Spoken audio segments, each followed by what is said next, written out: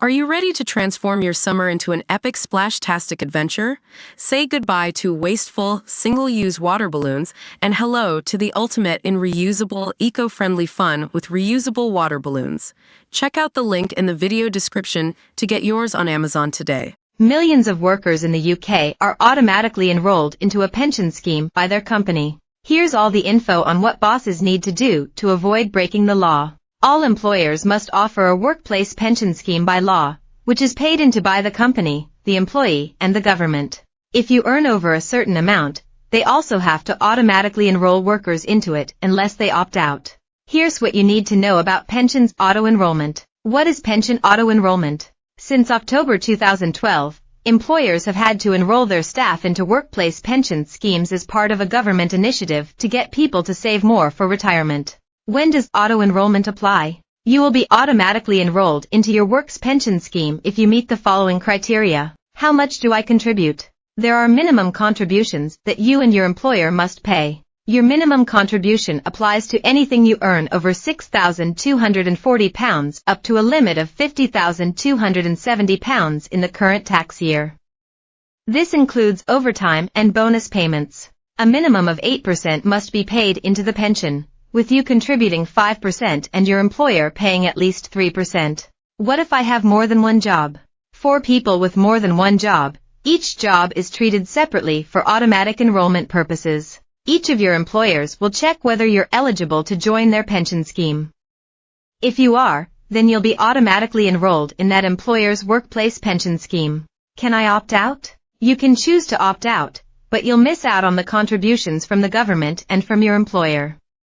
If you do choose to opt out, you can opt back in later. Most people get a state pension from the government which covers basic needs, but it's also a good idea to try and save some extra money in a pension fund to give you a decent standard of living in retirement. The Pensions Act 2008 was brought in to make it the law that pension schemes have to be offered to workers, or else companies could face huge fines. Employers have the legal obligation to offer a pension scheme to workers, and to contribute to it if they're eligible. If someone earns over £10,000 a year, they must be signed up to it automatically. However, they can opt out if they wish. Once someone is enrolled into the scheme, the company must then pay at least the minimum amount into it along with the employee. It's worked out as a percentage of earnings over a certain amount, and so the actual amounts depends on how well someone is paid.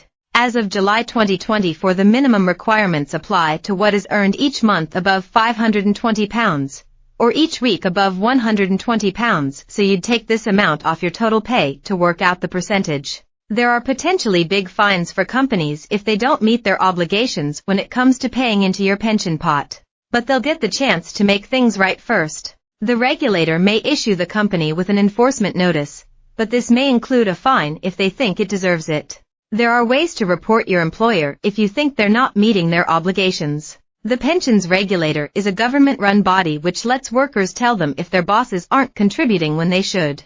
They say employees should speak to their company first if possible, as it might be quicker and easier to deal with it directly with them. If that doesn't get you anywhere, you can whistleblow to the regulator and let them know their concerns. They'll then investigate if they think there might be something dodgy going on, but they'll need access to your payslips and any other letters from the company. In the first instance, employers will be investigated by the pensions regulator if someone has raised a concern. The company may get a letter warning them they need to take action, giving them chance to sort things out before it goes any further. A statutory notice may then be issued. This tells them they must meet their obligations and make up for any unpaid contributions. If the employer still doesn't comply, they can then be hit by a fine. Companies will have to complete a declaration of compliance. This is where they let the regulator know they've met their requirements. The pensions regulator has the power to force businesses to give information, and they can also inspect their premises if they need to as well.